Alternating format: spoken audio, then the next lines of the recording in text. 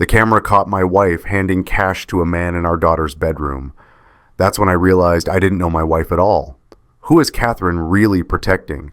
And what will the truth cost our family?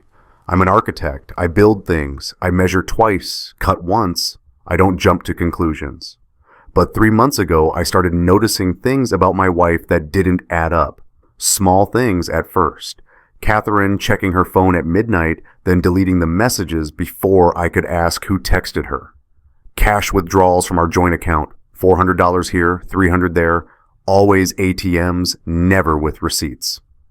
Who keeps texting you? I asked her one night. We were in bed.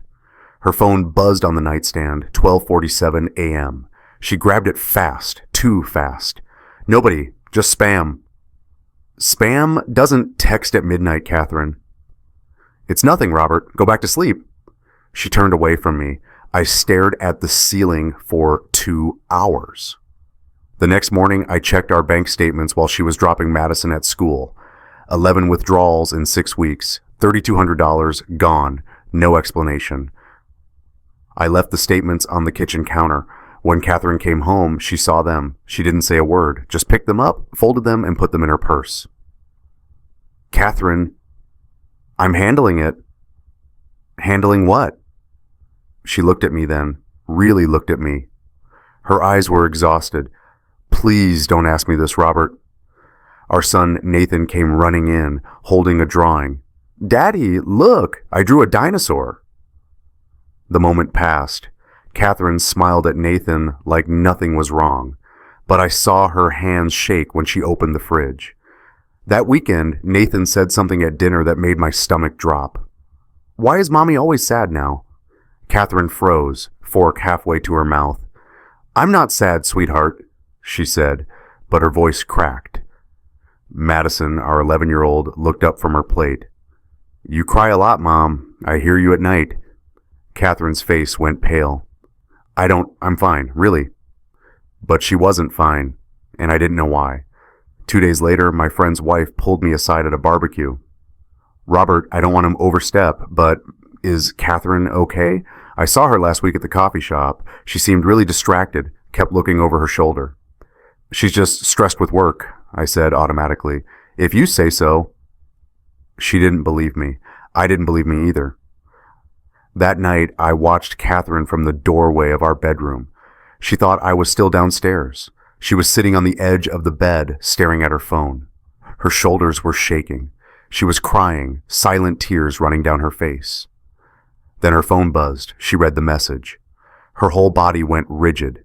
She typed back fast, deleted the conversation, and wiped her eyes. By the time I walked into the room, she was smiling. Hey, honey, ready for bed? I couldn't do it anymore. I couldn't pretend I didn't see what was happening. The last text I saw before she deleted it said, same place, same time. Bring the full amount. Catherine and I met 6 years ago at a hospital fundraiser. I'd just finalized my divorce from my first wife. Nathan was 2. Catherine was there alone, wearing a blue dress and the saddest smile I'd ever seen. We talked for 3 hours. She told me she worked as a graphic designer. She'd moved to town a year before. No, she didn't have family nearby. Yes, she'd love to get coffee sometime. We got coffee, then dinner, then breakfast. 3 months later, she introduced me to Madison. This is my daughter, Catherine said. She's 5. Madison had Catherine's eyes, green, careful. Are you my mom's boyfriend? She asked me. I'd like to be, if that's okay with you. Madison thought about it. Can you draw? Not really. Then you have to learn. Mom and I draw every Saturday. I learned to draw, badly, but I learned. Madison would sit next to me at the kitchen table, patiently explaining that trees don't have square leaves. Nathan adored her. Catherine watched us all like she couldn't believe we were real. We got married a year later. Small ceremony, just close friends. Catherine wore long sleeves even though it was July. I thought she was just modest. The photographer said, "Let's get a shot of the rings." And Catherine hesitated before holding up her hand. It was fine. Everything was fine. Madison started calling me Dad 6 months after the wedding. Is that okay? She asked, nervous. Madison, that's more than okay. Catherine cried when she heard it. Happy tears, I thought. I didn't ask why she was shaking. Now, sitting in my office with those bank statements, I realized something. Catherine never talked about her past. She had no photos from before Madison was born, no yearbooks, no family albums, nothing. I'd asked once, where did you grow up? And she'd said, nowhere special, and changed the subject. I pulled out Madison's baby book. Catherine kept it in the living room bookcase, pale pink with silver butterflies on the cover. I flipped through it. First smile, 6 weeks. First word, mama. First steps, 11 months. But there was no birth certificate, no hospital bracelet, no newborn photos with timestamps. I told myself I was being paranoid, but the gaps were there. They'd always been there. I just hadn't wanted to see them. She never talked about her past. I thought she was just private. I was wrong. I didn't want to do it. I need you to understand that. I love my wife. I trusted her, or I had, until I didn't. But those text messages, the cash, the crying in the dark, I needed to know. I went to an electronics store on a Tuesday afternoon. The kid behind the counter couldn't have been older than 20. Can I help you find something? I need a security system, small cameras for my home. Sure, man. Indoor or outdoor? Indoor. He showed me a kit. 3 cameras, wireless, motion activated. Lens is tiny. You can hide them anywhere. Smoke detector, bookshelf, whatever. They save to an app on your phone. How small? He held up a camera. The lens was no bigger than a shirt button. I'll take it, I said. I installed them that Friday while Catherine was at work and the kids were at school. One in the living room tucked into a decorative plant. One in the garage inside a toolbox I never used. And one in our bedroom hidden in the smoke detector above the dresser. My hands shook the whole time. Every time I placed a camera, I felt like I was betraying her. Like I was the one doing something wrong. But then I'd remember that text, bring the full amount, and I'd keep going. Maybe you've been there, needing answers but hating yourself for looking. If you've ever installed a camera, checked a phone, or just needed to know, drop I understand in the comments. No judgment here. I activated the cameras at 4:30 p.m. Catherine would be home by 5. I placed the camera in our bedroom. 3 days later, I wished I never had. The first footage came in on Sunday afternoon. I was at Nathan's soccer game when my phone buzzed. Motion detected living room. I opened the app. Catherine was standing by the front window. A man was with her. 30s, maybe early 40s. Jeans, dark jacket. I didn't recognize him. Catherine reached into her purse and pulled out an envelope. She handed it to him. He opened it, flipped through what looked like cash, and nodded. I couldn't hear what they were saying. I'd only installed video, not audio yet. But I could see Catherine's face. She wasn't smiling. She wasn't flirting. She looked terrified. The man said something. Catherine shook her head. He stepped closer. She stepped back. He pointed at her, then at the envelope, then toward the stairs, toward where Madison and Nathan's rooms were. Catherine's mouth moved. I could read her lips. This is the last time. The man laughed, not a friendly laugh, a mean one. Then he left. Catherine stood there for 30 seconds after he was gone, staring at the closed door. Then she walked to the couch, sat down, and put her face in her hands. She didn't kiss him. She didn't touch him. She just handed him the money and said, "This is the last time." He laughed. I watched that clip 17 times. I wrote down the man's license plate from the driveway camera. I screenshotted his face. And I still didn't understand. This wasn't an affair. Affairs don't look like that. Affairs don't involve cash in envelopes and women who look like they're about to break. On Tuesday, I came home early from a job site. Catherine was still at her studio. The kids wouldn't be home for another hour. I went straight to the garage. I'd seen Catherine go into the garage the night before on the camera footage. She'd stayed for less than 2 minutes. In, then out. But she'd been carrying something when she went in, and she wasn't carrying it when she came out. I started searching. Not her car, I'd already checked that. The shelves? Nothing. The storage bins, old Christmas decorations, camping gear, paint cans. Then I saw my toolbox. The red one I keep on the workbench. I barely use it. Catherine knows that. I opened it. Under the hammers and screwdrivers, wrapped in a plastic grocery bag, was a phone. A burner phone. The cheap kind you buy at gas stations with prepaid minutes. I turned it on, no contacts saved. But the call log told me everything. 47 calls to the same number over the past 5 months. The most recent text, sent 3 days ago, "Don't make me come to the house." I traced the number. It was registered to a P.O. box in a town called Riverside, 2 hours north. I looked up Riverside on my laptop. Catherine had told me years ago that she grew up in Portland. She'd never mentioned Riverside. I called the number. It rang 4 times, then went to a generic voicemail. "You've reached..." A computerized voice, not a person. I hung up. I traced the number. It was registered to a P.O. box in a town where Catherine said she'd never lived. That night, I tried to confront her. I didn't mention the cameras. I wasn't ready for that. But I had to say something. "Catherine, we need to talk." She was unloading the dishwasher. Madison and Nathan were upstairs doing homework. "About what?" I put the bank statements on the counter. "About this. $3,200 in 6 weeks. Where's it going?" She stared at the papers. Her hands, holding a plate, started to shake. She set the plate down carefully. "Robert, who's the man you've been meeting?" Her head snapped up. "What?" "I saw him Sunday. He came to the house." "You were at Nathan's game." "I know what I saw, Catherine. Who is he?" She opened her mouth, closed it, opened it again. "Someone from before. It's handled." $800 is handled? "Yes." "You're lying to me." Her eyes filled with tears. "Please don't ask me this." "You're my wife. I have a right to know." "No." Her voice broke. "You don't. Not this. Please, Robert. I'm handling it. I promise. Just trust me." "How can I trust you when you won't even tell me? Are you divorcing?" Madison's voice came from the stairs. She was standing there in her pajamas, eyes wide. "I heard yelling. Are you getting divorced?" Catherine rushed to her. "No, baby, no. We're just talking. Everything's fine."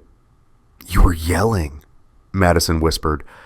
"Grown-ups argue sometimes," I said, walking over. "It doesn't mean we're getting divorced." Madison looked between us. "Promise?" "Promise," Catherine said. But Madison didn't look convinced.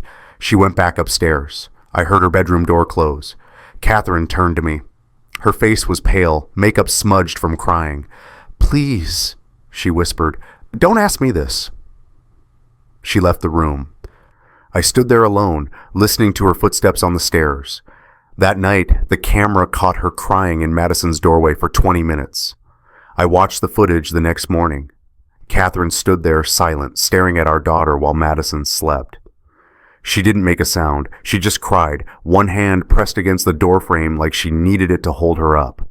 At one point, she whispered something. I turned the volume all the way up, pressed my ear to my phone speaker. I could barely make it out. "I'm so sorry, baby. I'm so sorry." Then she went to bed. I came upstairs 10 minutes later. She pretended to be asleep. Have you ever known someone was lying to protect you? Over the next week, I became obsessed. I reviewed every piece of camera footage from the past 3 days. I watched Catherine move through our house like I was studying a stranger, and the more I watched, the more I understood. This wasn't guilt. This was fear. Monday, 2:47 p.m. Catherine came home from work early. She went straight to the kitchen, opened the cabinet under the sink, and pulled out a bottle of wine.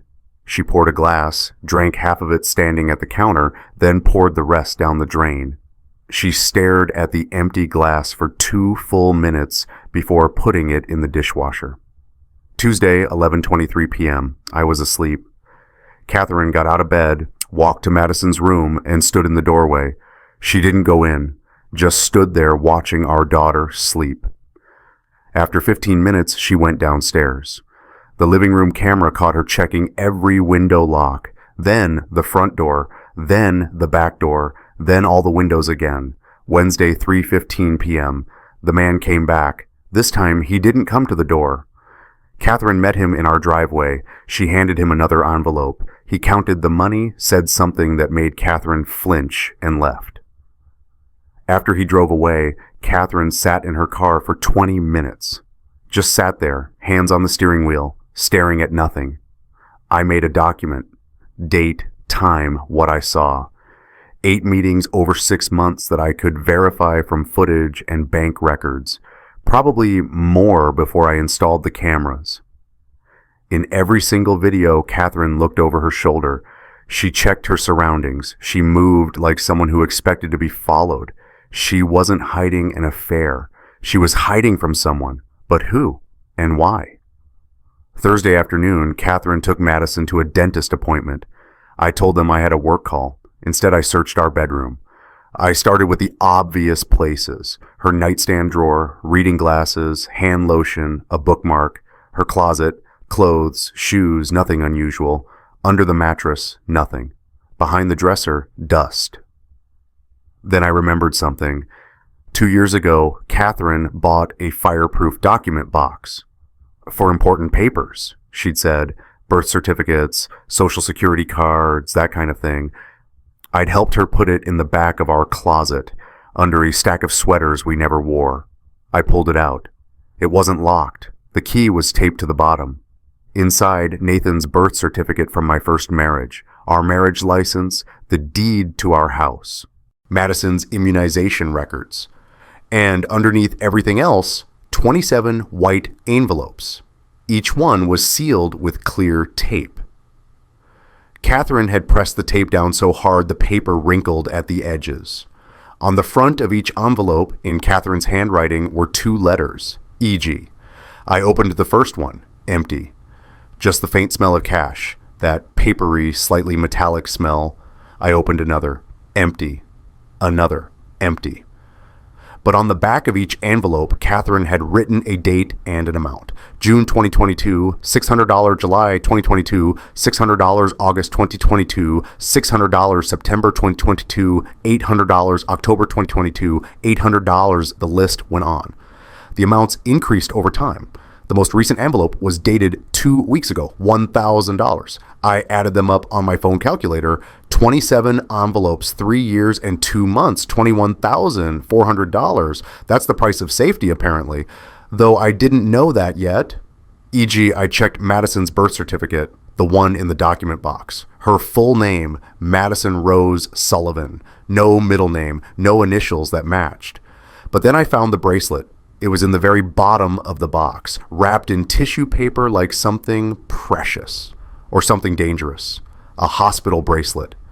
The plastic kind they put on babies when they're born. Pink, faded, almost white from age. The edges were brittle. It almost cracked when I picked it up. The ink was smudged but readable. Emma Grace 7 LBS 2, Oz. March 14th, 2014, March 14th. That was Madison's birthday. Madison Rose Sullivan, born March 14th, 2014, but the bracelet said Emma Grace. I sat on the floor of our closet, holding that tiny piece of plastic, and something in my chest cracked open. Madison wasn't Madison, or she was, but she'd been someone else first. Someone named Emma Grace. My hands were shaking. I put the bracelet down carefully, like it might shatter. Then I saw the notebook underneath it. Blue spiral notebook, the cheap kind you buy at drugstores. The corners were bent from being shoved under things, hidden in places it didn't belong. I opened it. The first page was dated April 2014, 1 month after Madison Emma was born. The handwriting was Catherine's, but messier, shakier, like she'd been writing in the dark or in a hurry, or both. April 3rd, 2014. I took Emma today, 2 months old. He was at work. I packed 1 bag, diapers, formula, 2 outfits, left everything else, Left the apartment with the door unlocked so he'd think we were just out. We're not going back. My ribs still hurt from last week. The doctor said they'd heal in 6 weeks. He doesn't know I went to the doctor. He doesn't know I told them what happened. They gave me pamphlets about shelters. I threw them away in a gas station bathroom 3 towns over. Emma cried for 2 hours in the car. I didn't stop, couldn't stop. If I stopped, he'd find us. I couldn't breathe. I flipped forward. April 18th, 2014. We're staying at a motel. I paid cash. Gave them a fake name. The woman at the desk didn't ask questions. Emma sleeps in the drawer. I lined it with towels. It's safer than the bed. I'm afraid I'll roll over on her. I'm afraid of everything. I called a DV hotline today. They said I could file for a restraining order. But that means paperwork. Means my real name in the system. Means he can find us. Forward again. June 1st, 2014. Emma will never know her father broke my ribs while I was pregnant. She'll never know I slept in my car for 3 months because shelters asked for ID I didn't have anymore.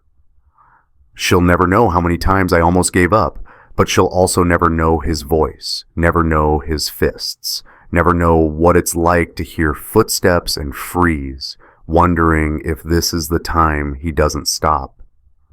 I found a lawyer who helps women like me. She says I can change our names legally, file the paperwork with the state, become someone new. She says he won't be able to find us if I'm careful. If I'm smart, I'm going to be smart.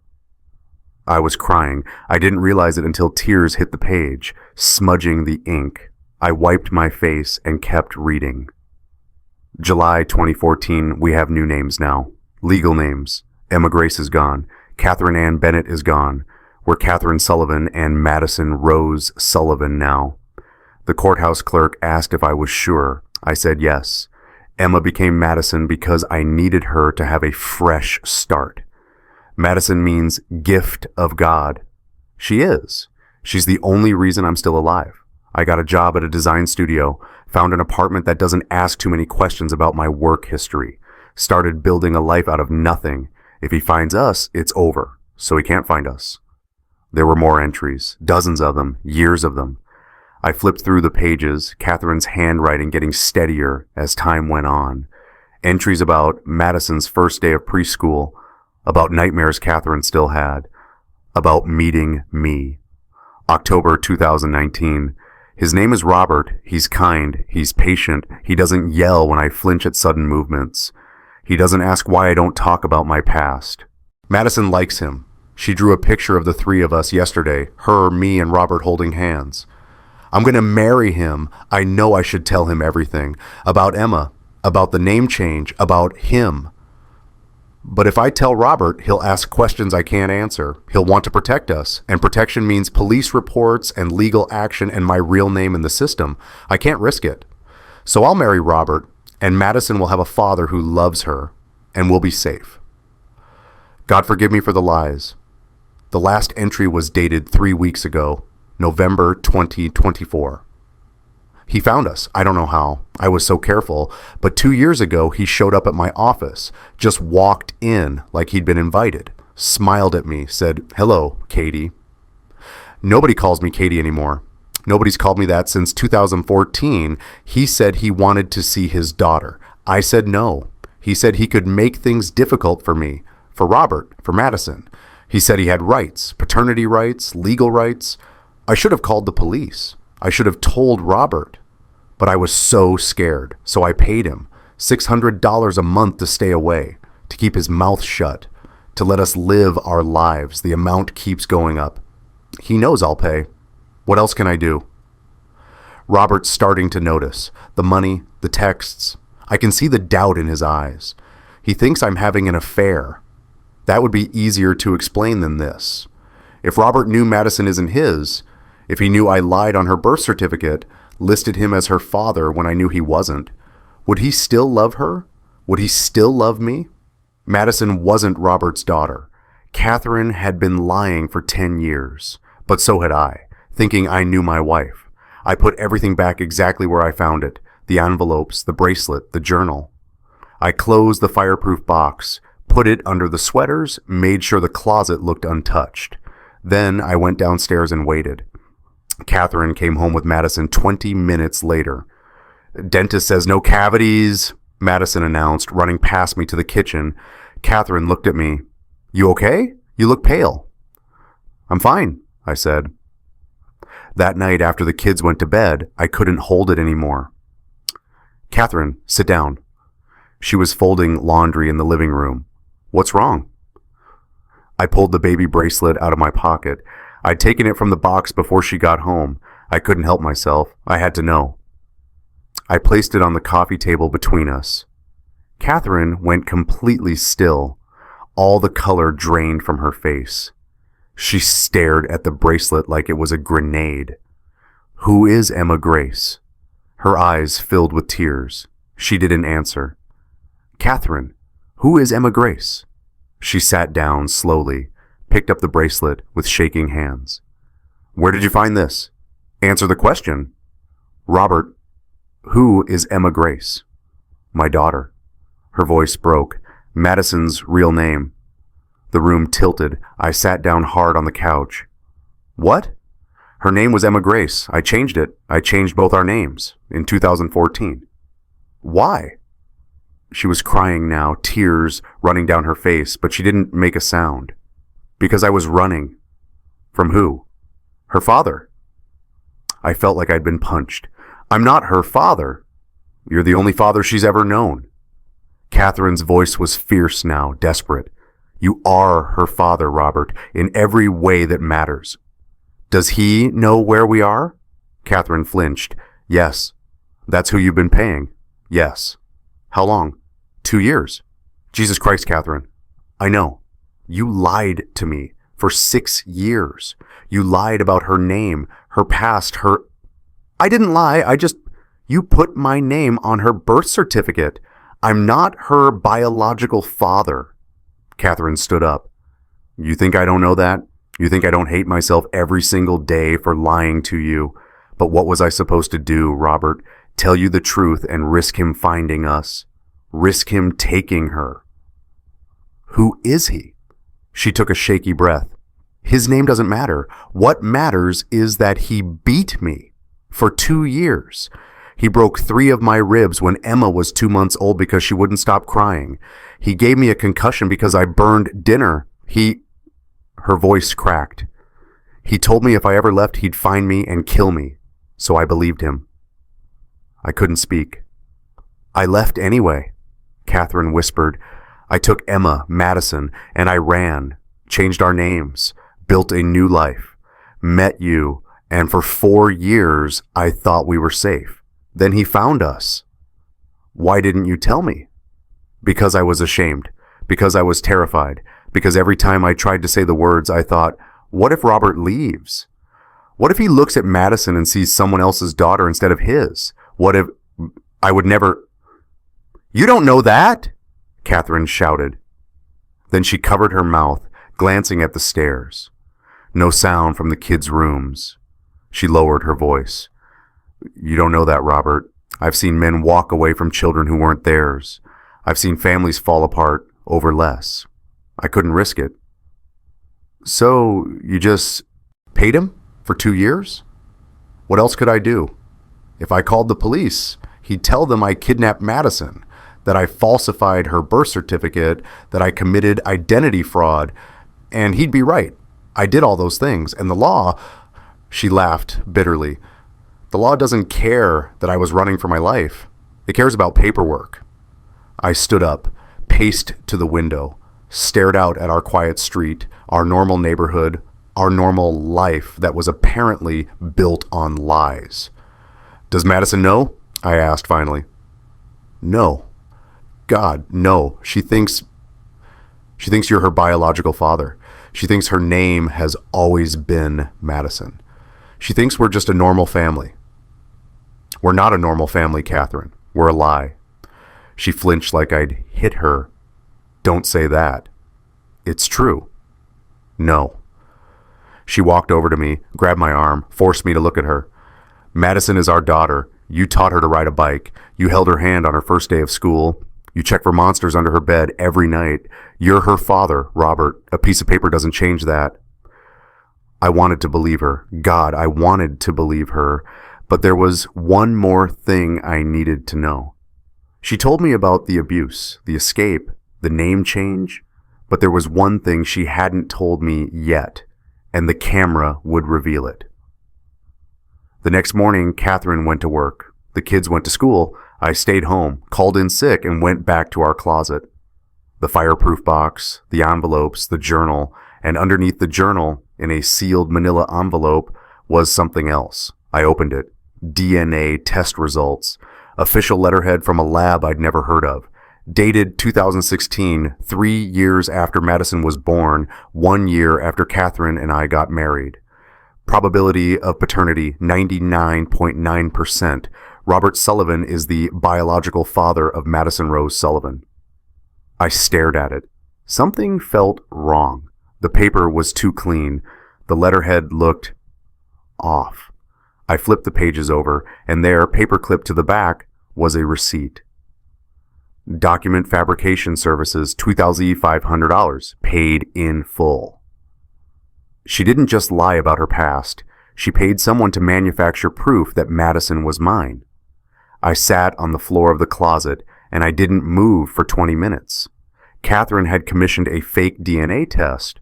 She'd paid $2,500, money we didn't have at the time, to create proof that I was Madison's biological father, just in case I ever asked, just in case I ever doubted. She'd been 3 steps ahead of me the entire time. When Catherine came home that night, I didn't confront her immediately. I waited until the kids were asleep. Then I laid the DNA test on the kitchen table. She saw it and went white. "When were you going to tell me about this?" I asked. "Robert, you forged a DNA test. You paid someone to lie for you."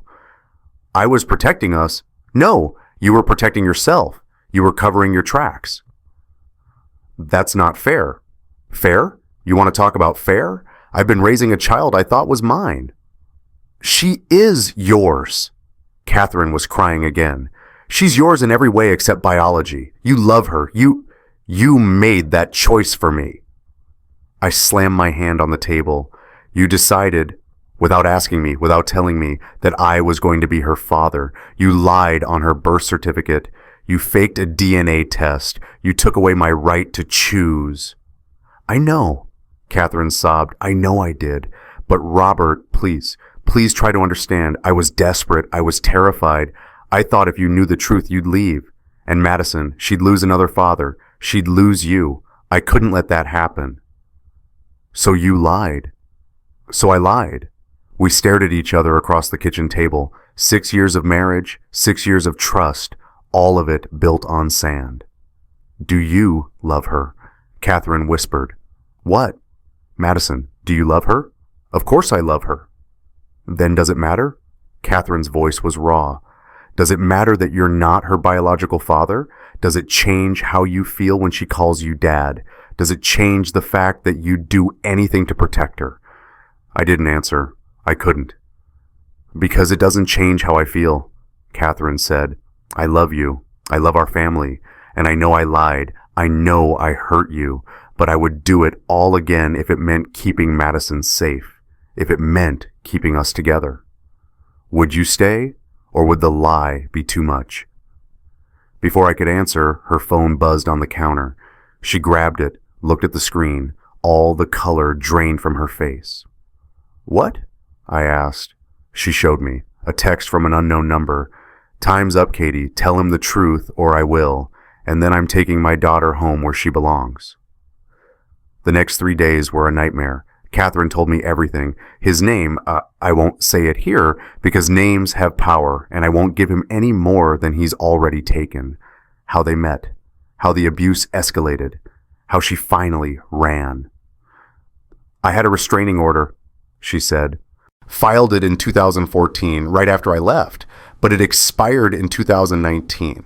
I didn't renew it because I thought, stupidly, that if I kept my head down, if I stayed invisible, he'd never find us." "How did he find you?" "I don't know. Maybe he hired a private investigator. Maybe he saw something online. My design studio has a website. My name is on it. Maybe just dumb luck. But 2 years ago, he walked into my office like he owned the place. What did he say? Catherine's voice went flat.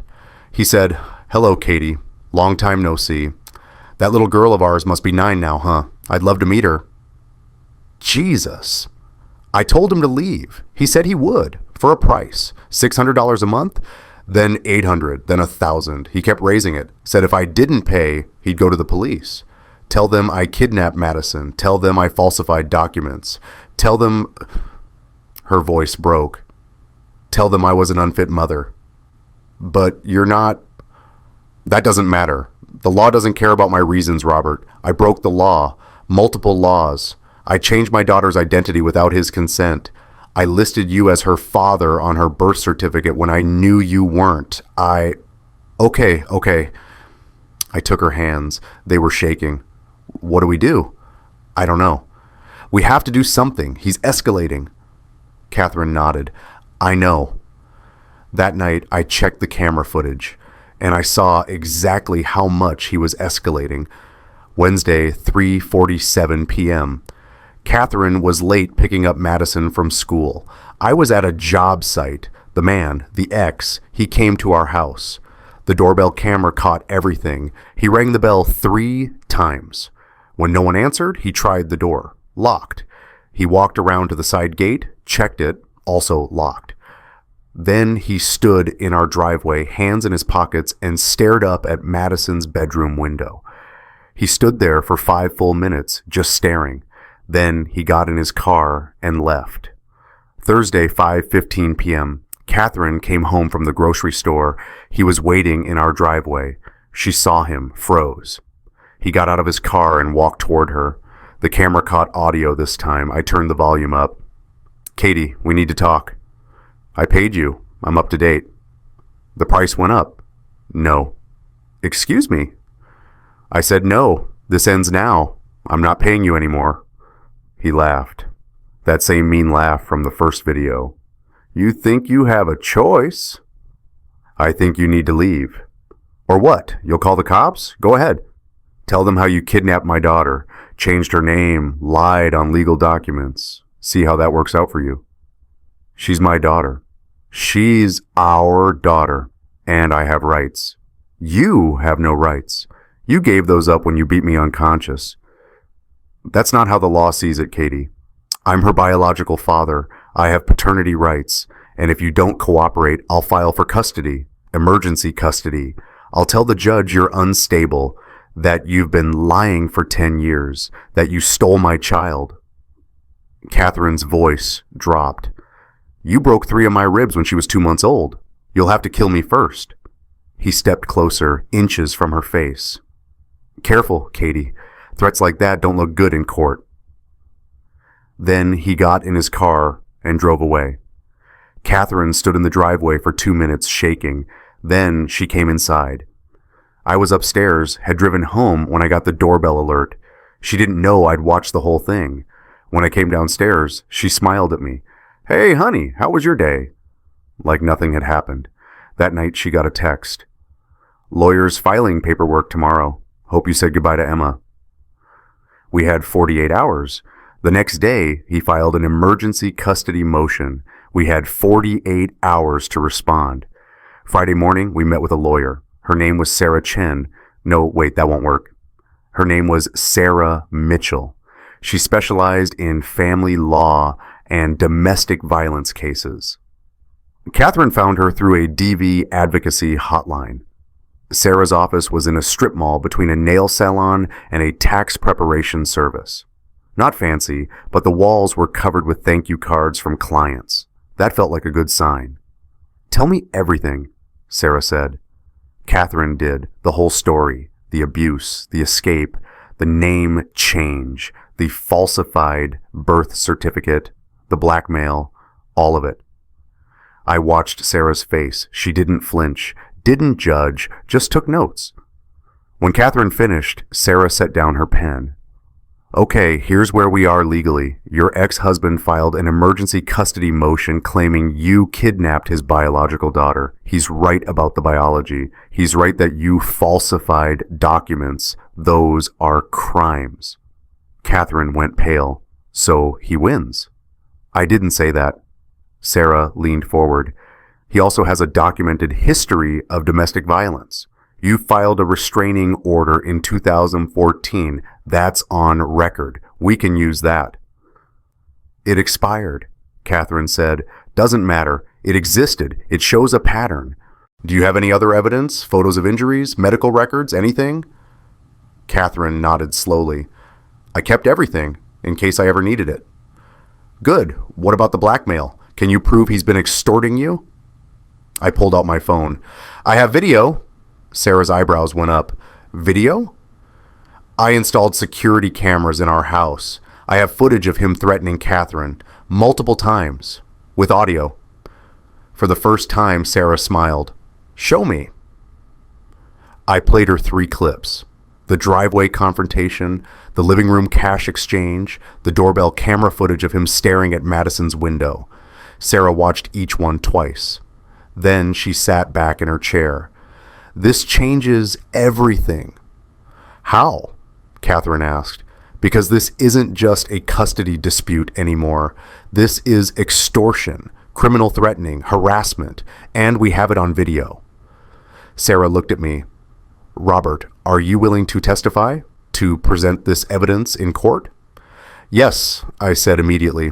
Catherine, I need to ask you something, and I need you to be honest. Do you want Robert to legally adopt Madison? Catherine looked at me. Yes, if he wants to. Sarah nodded. Then here's what we're going to do. We're going to fight the emergency custody motion.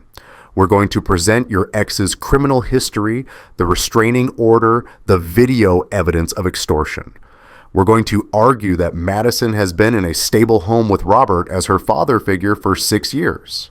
And we're going to ask the judge to terminate his parental rights based on abandonment and abuse. Can we do that? I asked. It's a long shot, but with this video, we have a real chance. Sarah looked at Catherine. I'm not going to lie to you. The judge is going to be angry about the falsified documents. You might face legal consequences for that, but our priority is keeping Madison with you. Everything else is secondary. Catherine nodded. Okay.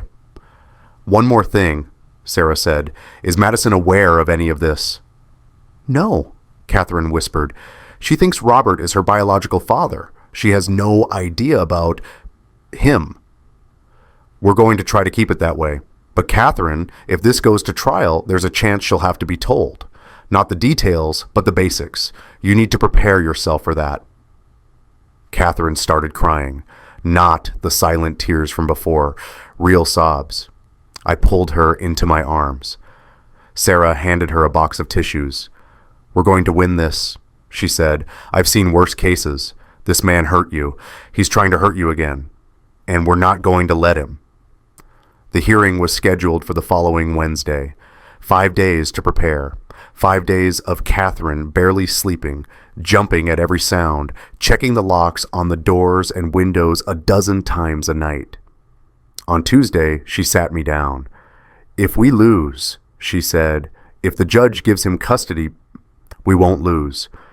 But if we do, promise me you won't let him take her alone. Promise me you'll go with her, or Sarah will, or someone. Promise me she won't be alone with him. Catherine, promise me, Robert. I promise. She kissed me. I love you. I should have told you the truth from the beginning. I'm sorry. I know. Do you forgive me?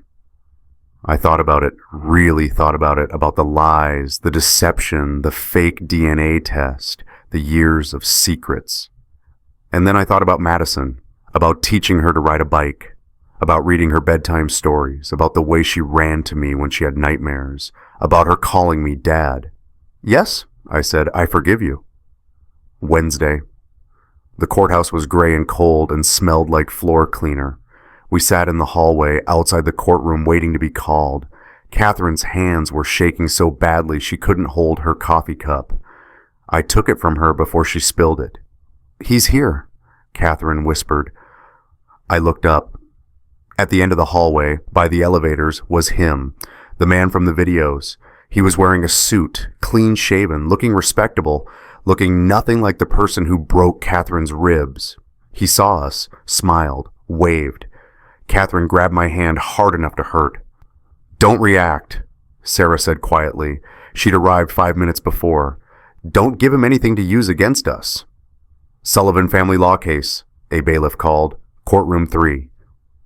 We stood. Catherine's legs were shaking. I kept my hand on her back as we walked in. The courtroom was smaller than I expected. Wood paneling, fluorescent lights. The judge's bench loomed at the front. His Honor Judge, Frank Morrison, that's what the nameplate said, was already seated, reading through papers. We sat at one table, him and his lawyer at the other. I refused to look at him. Judge Morrison looked up. "This is an emergency custody hearing regarding the minor child Madison Rose Sullivan. I've reviewed the petitioner's motion, Mr. Carmichael." That was the ex's last name, apparently.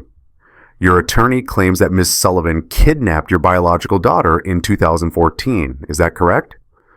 "Yes, Your Honor." His voice was smooth, calm. "I haven't seen my daughter in over 10 years. Ms. Sullivan fled with her, changed both their names, and has been hiding from me ever since." "Ms. Sullivan, how do you respond?" Catherine stood. Her voice came out stronger than I expected. "I didn't kidnap my daughter, Your Honor. I saved her. Mr. Carmichael was abusing me severely. I fled for our safety." "Do you have evidence of this abuse?" "Yes, Your Honor." Sarah stood. "We have medical records from 2014 documenting Miss Sullivan's injuries. We have a restraining order she filed against Mr. Carmichael, and we have recent video evidence showing Mr. Carmichael extorting money from Miss Sullivan under threat of taking the child." The ex's lawyer stood quickly. "Your Honor, my client has rights as the biological father." "I'll determine what rights your client has, Counselor." Judge Morrison looked at Sarah. "What video evidence?" Sarah nodded at me. I pulled out my laptop. "Your Honor, I installed security cameras in our home 3 weeks ago. They captured multiple interactions between Mr. Carmichael and my wife and Ms. Sullivan. With your permission, I'd like to present that footage." "Objection," the ex's lawyer said. "We haven't had time to review." "This is a hearing, not a trial. I'll allow it. Bailiff, set up the screen." They wheeled in a monitor. I connected my laptop. My hands weren't shaking. I was calm now, focused. This was it. "The first clip is from 2 weeks ago," I said. "Mr. Carmichael came to our home." I pressed play. The video filled the screen. The driveway, Catherine walking toward her car, him stepping out of his vehicle. "Katie, we need to talk." "I paid you. I'm up to date." The price went up. The judge leaned forward. "No." "Excuse me?" "I said no. This ends now. I'm not paying you anymore." His laugh, cold, mean. "You think you have a choice?" I glanced at the judge. His jaw was tight. "You think you have a choice?" The video continued. "You'll call the cops? Go ahead. Tell them how you kidnapped my daughter." I paused it. "Your Honor, this man has been extorting my wife for 2 years. $21,400 in documented payments. We have the envelopes. We have the bank records." "Let it play," Judge Morrison said. I pressed play. "She's my daughter. She's our daughter, and I have rights." "You have no rights. You gave those up when you beat me unconscious." Catherine's voice on the recording was strong, defiant. "That's not how the law sees it, Katie." Then came the line that made the judge's face change. "You broke 3 of my ribs when she was 2 months old. You'll have to kill me first." The video ended. The courtroom was silent. "Is this your voice, Mr. Carmichael?" the judge asked. "Your Honor, I was simply trying to reconnect with my daughter." "Is this your voice?" "Yes." Judge Morrison turned to the ex's lawyer. "Does your client have a criminal record?" The lawyer shifted. I'm not sure." "Sarah?" the judge asked. Sarah stood. "Yes, Your Honor. We obtained Mr. Carmichael's criminal history. 3 arrests for domestic violence, 2 restraining orders filed by 2 different women, 1 conviction resulting in probation. Let me see that. Sarah handed him the documents. The judge read through them. His face got darker with every page. Mr. Carmichael, you told this court under oath that you had no history of violence. You stated that Ms. Sullivan fled with your daughter for no reason. You claimed you were a victim here. Your Honor, those charges were 3 arrests, 2 restraining orders, a conviction. Judge Morrison's voice was ice. You lied to this court. I didn't think it was relevant. You didn't think your history of beating women was relevant to a custody case involving your alleged daughter? The judge looked like he wanted to climb down from his bench and, well, he looked angry. I thought we'd lost. Then our lawyer played the camera footage. Your Honor, Sarah said, there's one more piece of evidence. With your permission, I'd like Ms. Sullivan to testify. Go ahead. Catherine stood, walked to the witness stand, put her hand on the Bible. Do you swear to tell the truth, the whole truth, and nothing but the truth? I do. Sarah approached her gently.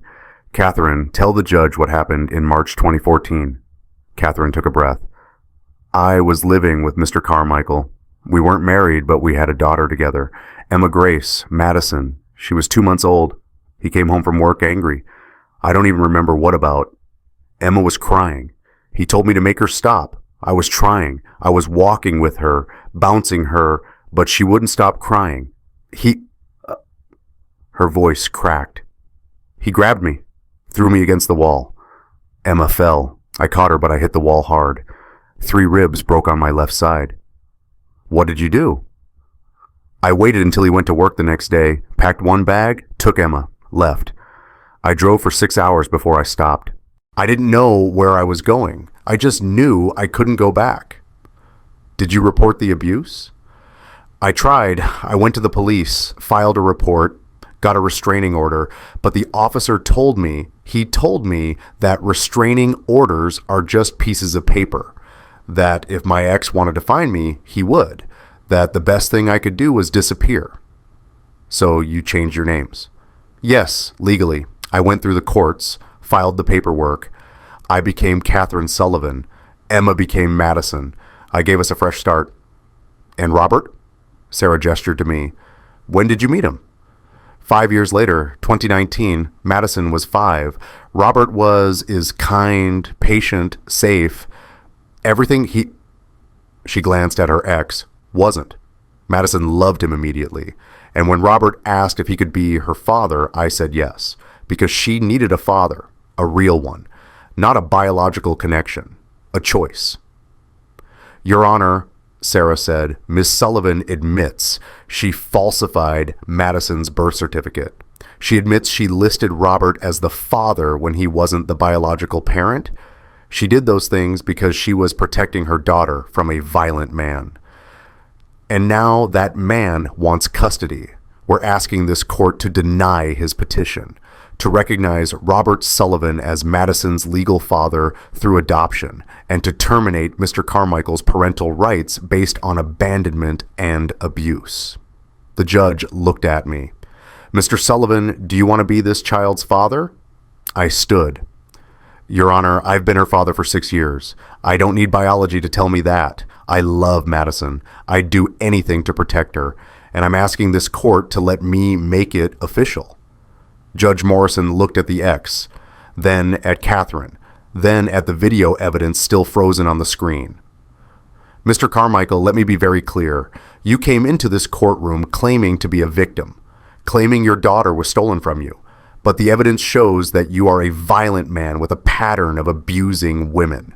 You extorted Ms. Sullivan for 2 years. You threatened her, and you lied to this court. Your Honor, I'm not finished. Emergency custody motion denied. Furthermore, I am ordering a full investigation into your fitness as a parent.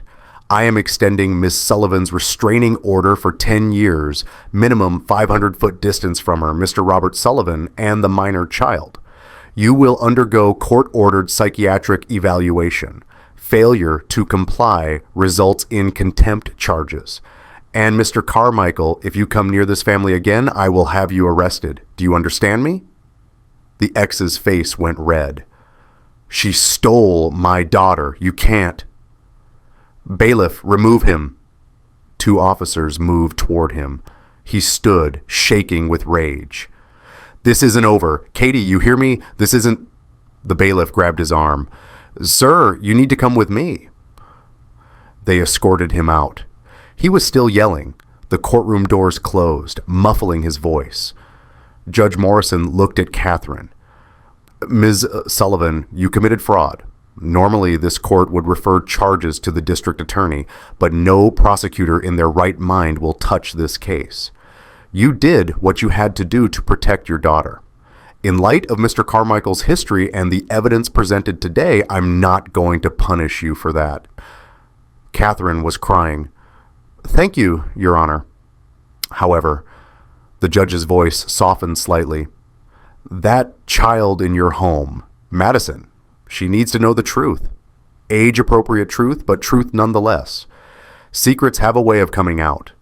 It's better if she hears it from you." "Yes, Your Honor." "Mr. Sullivan." The judge looked at me. "Do you want to formally adopt Madison?" "Yes, Your Honor." "Then we'll schedule that hearing for next month. In the meantime, this family is to have no contact with Mr. Carmichael. Understood?" "Yes, Your Honor," we said together. The gavel came down. Court adjourned. We walked out of the courthouse in a daze. Sarah was smiling. "That was one of the most satisfying hearings I've ever witnessed." "What happens now?" Catherine asked. "Now? Mr. Carmichael's lawyer will probably advise him to drop everything and disappear. His employer will likely see the court footage. It's public record. His reputation is ruined. And you..." She looked at Catherine. "You get to go home to your daughter and tell her she's safe." We got in the car. Catherine called her sister to check on Madison and Nathan. They were at a friend's house, didn't know about the hearing. Then she put her head in her hands and sobbed. "It's over," she whispered. "It's really over." I held her. "It's over." By the end of the week, Karma finished the job. His employer saw the court footage on the local news. Someone had recorded it on their phone in the gallery. He was fired within a week. The construction company he worked for didn't want someone with his history representing them. His mother called Catherine. "I never knew," she said, crying. "If I'd known what he did to you, what he was capable of, I would have helped you." "I'm so sorry." Catherine thanked her, hung up. "I don't think she's lying," she said to me. "Some people are really good at hiding who they are." The town knew. That's how it is in small communities. Word spread. He couldn't show his face at the grocery store, the gas station, anywhere without people recognizing him. The man who threatened his ex. The man who tried to take a child from a loving home. The man the judge called violent. He left town 3 weeks later. Sarah heard it through the legal grapevine, moved 2 states away. Good riddance. If you've ever seen the system get it right, you know this feeling. 3 months later, we went back to court. Different courtroom, same judge. "This is an adoption hearing," Judge Morrison said. "Robert Sullivan seeks to legally adopt Madison Rose Sullivan. Is the child present?" "She is, Your Honor," Sarah said. Madison sat between Catherine and me. She was wearing her favorite purple dress. She'd been nervous all morning, but now she seemed okay. We'd told her the truth 2 months ago, the age-appropriate version. That Catherine had been married before Robert. That Madison's biological father wasn't a good person. That Robert wanted to adopt her and be her legal dad. "Do you want me to?" I'd asked her when we explained it. Madison had looked at me very seriously. "You're already my dad." "I know, sweetheart, but this makes it official, legal, forever." "Forever?" "Forever." She'd hugged me so tight I couldn't breathe. Now Judge Morrison looked at Madison. "Madison, do you understand what adoption means?" "It means Robert is my dad," she said. Her voice was small but clear. "Really my dad, forever. That's right. And is that what you want? Yes. Your mom tells me you've been calling Robert Dad for a long time. Since I was 5. Do you know why we're here today? Why we have to do this in court? Madison nodded. Because my first dad wasn't nice. But Robert is nice. Robert's my real dad. The judge's face softened. I saw it. Just for a moment, the stern judge disappeared, and there was just a man who understood what family meant. Young lady, I think you're absolutely right. He looked at me. Mr. Sullivan, do you promise to care for this child as your own? To provide for her, protect her, and love her? I do, Your Honor, I already do. Then, by the power vested in me by the state, I hereby grant this adoption. Madison Rose Sullivan, you are now legally the daughter of Robert Sullivan and Catherine Sullivan. Congratulations. He signed the papers. The gavel came down. Madison turned to me. So you're my real dad now. I knelt down to her level. Madison, I've been your real dad since the first time you asked me to check for monsters under your bed. This just means the whole world knows it now. The whole world? The whole world. She hugged me. Catherine wrapped her arms around both of us. Nathan, he'd been sitting quietly in the front row, ran up and joined the hug. Family hug, he announced. Judge Morrison smiled from his bench. Bailiff, get a picture of this family. They've earned it. We went home that day with Madison's new birth certificate, official, legal, Robert Sullivan, listed as father. That evening, after the kids went to bed, Catherine brought something out from the closet. The fireproof safe. She opened it. Inside, her journal, Madison's baby bracelet, the one that said Emma Grace. The old restraining order, all the evidence of a past that couldn't be erased, only honored. What are we doing with these? I asked. Catherine pulled out a small brass key. We're keeping them, all of it. And when Madison turns 18, if she wants to read my journal, if she wants to know the full story, this is hers. She handed Madison the key. We walked to her room together. Madison was already asleep, curled up with her stuffed elephant. Catherine placed the key in Madison's jewelry box, a small wooden box I'd built for her last birthday. When you're ready, she whispered, when you're old enough, it's yours. We went back downstairs. Catherine closed the safe, put it back in the closet, locked it. What are you thinking? I asked her. I'm thinking about what you said in court, about being her father since you checked for monsters under the bed. What about it? That's exactly what I did, Robert. I checked for monsters, and I found them, and I ran from them, and I did everything legal and illegal to keep them away from my daughter. Catherine looked at me. I did what any mother would do. I pulled her close. And I'll do what any father would do, protect our family. We stood there in our living room, the same room where the cameras had caught Catherine's terror, where she'd handed over cash to a man who didn't deserve it, where she'd cried alone, afraid. But now the cameras were gone. Well, not gone. I'd moved one, mounted it openly on the bookshelf. No more secrets, no more hiding, just a family that chose each other. From upstairs, I heard Madison laugh in her sleep. Catherine smiled. She still has good dreams. She's safe now, I said. We all are. If you've ever chosen family over blood, if you've ever been chosen, share your story in the comments. Tell me about your found family. And if this story meant something to you, drop "We don't leave" down below, because that's what family does. We don't leave. Not when it's hard. Not when it's complicated. Not when the world says we should. We stay, we fight, we protect, we choose each other every single day.